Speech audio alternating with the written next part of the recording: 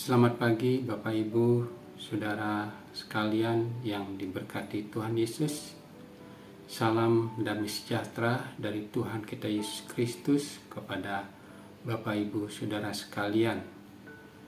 Bersyukur pada pagi hari ini kita diberi kesempatan kembali berjumpa dalam acara sarapan rohani kita Gereja Kristen Protestan di Bali, Jemaat Galang Ningyang Aben Base, pada hari ini, Kamis, tanggal 16 Februari 2022. Sebelum kita akan melakukan segala aktivitas kegiatan kita pada hari ini, marilah kita mendasari kehidupan kita dengan membaca serta merenungkan firman Tuhan. Namun sebelumnya, mari kita datang kepada Tuhan di dalam doa. Mari kita berdoa. Bapa kami yang bertahta di dalam kerajaan surga yang mulia, di kesempatan pagi hari ini kami bersyukur atas perkenanan Tuhan kami dapat melewati kegelapan malam dan diizinkan bagi kami untuk menyambut dan memasuki hari yang baik serta atas kekuatan dan kesehatan yang Tuhan beri dan boleh kami terima hari ini. Dan sebelum kami akan melanjutkan menjalani kehidupan, melakukan kegiatan dan tanggung jawab pelayanan kami masing-masing yang dipercayakan kepada kami. Kami ingin dan rindu untuk membaca serta merenungkan sebagian daripada firman Tuhan. Kami mohon Roh Kudus-Mu Bapa, bantulah kami dalam memahami apa yang Engkau kehendaki dan Engkau rencanakan dalam diri kami melalui firman yang akan kami baca dan perdengarkan. Hingga firman itu bisa menjadi pedoman bagi diri kami dan dapat melakukannya dalam kehidupan setiap hari. Kami hamba-Mu yang lemah dan terbatas ini yang akan menyampaikannya. Urapi kami agar dapat memberitakannya dengan benar dan seturut kehendak Tuhan. Berkata-katalah dan berfirmanlah dalam kebenaran-Mu ya Tuhan. Kami siap untuk mendengarkannya. Dalam nama Putra-Mu Yesus Kristus, kami berdoa dan bersyukur. Haleluya. Amin.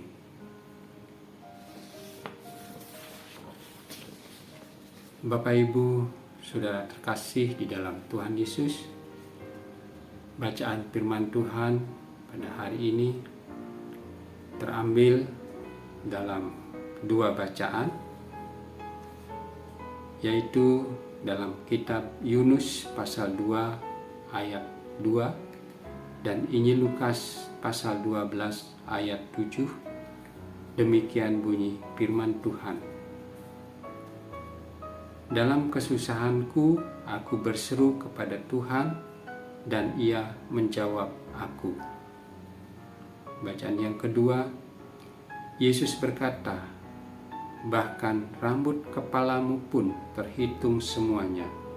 Karena itu jangan takut. Dari kedua bacaan ayat nas firman Tuhan hari ini, perenungan firman Tuhan diberi tema Tuhan yang menjamin. Bapak, Ibu, dan Saudara terkasih di dalam Tuhan Yesus, jaminan adalah aset atau barang berharga milik pihak peminjam yang dijadikan atau dititipkan kepada pemberi pinjaman sebagai tanggungan atas pinjaman yang diterima. Jika peminjam tidak dapat mengembalikan pinjaman atau memenuhi kewajiban tersebut, maka jaminan itu akan menjadi milik pemberi pinjaman. Dalam kehidupan orang percaya, selalu ditekankan bahwa yang menjamin kehidupan seseorang bukan karena harta, bukan dengan kekuasaan atau kemampuan dan kekuatan kita, tetapi Tuhanlah yang menjamin dan menolong kita. Bapak, Ibu, dan Saudara yang terkasih di dalam Tuhan, dari kedua bacaan ayat firman Tuhan hari ini, kisah Yunus memperlihatkan pertolongan dan pemeliharaan Allah saat Yunus berada dalam cengkraman maut. Apa yang dilakukannya? Ia sadar berada di dalam perut ikan. Artinya, ia seharusnya mati tenggelam, tetapi Tuhan mendengar doanya dan menyelamatkannya. Ketakutan dan kesedihannya yang paling besar ialah jika ia terusir selama-lamanya dari hadapan Tuhan. Yunus mengakui bahwa orang bisa meninggalkan Allah karena berpegang pada berhala kesia-siaan.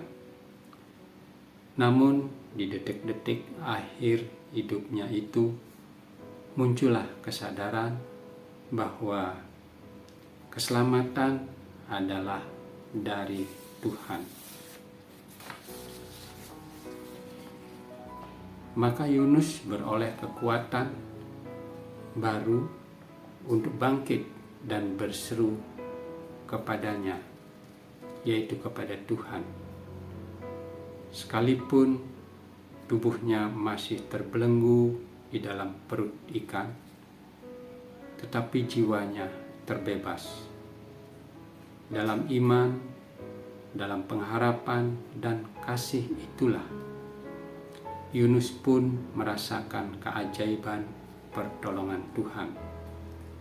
Sehingga lahirlah sebuah doa syukur yang syarat dengan kebenaran, meskipun dia berdoa di sebuah tempat yang sangat tidak lazim, yakni di dalam perut ikan.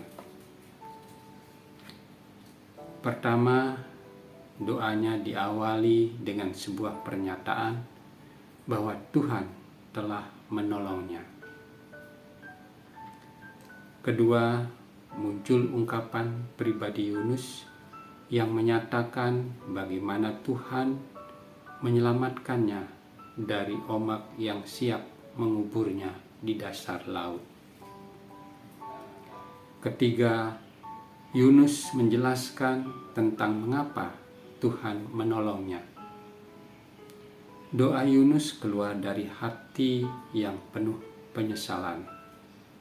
Yunus tidak hanya menunjukkan bahwa kesadaran tentang keberadaan diri yang berdosa membawanya pada kepasrahan dan kesediaan menanggung hukuman, tetapi juga pernyataan bahwa apa yang Tuhan lakukan atas dirinya adalah tindakan yang adil.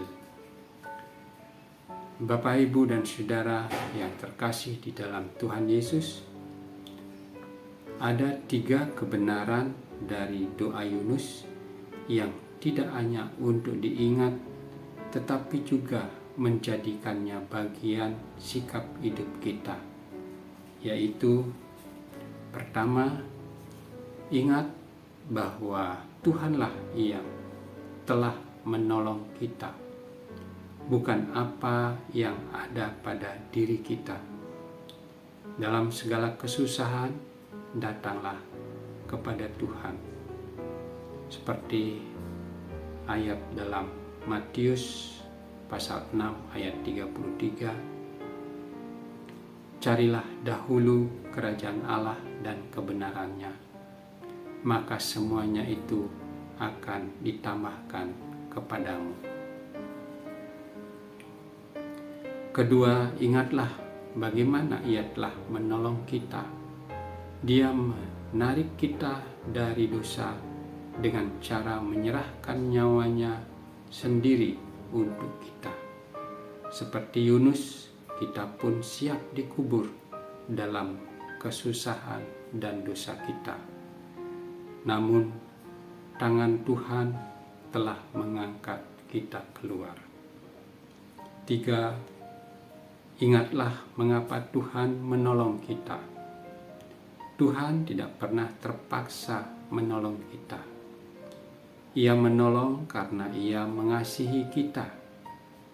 Ada saatnya kita mengalami masa-masa yang sulit, yang menghancurkan hati dan menimbulkan banyak kekecewaan. Ingatlah bahwa meskipun masa-masa tersebut Tuhan izinkan terjadi, Dia jugalah yang karena kasih-Nya memberikan pertolongan kepada kita.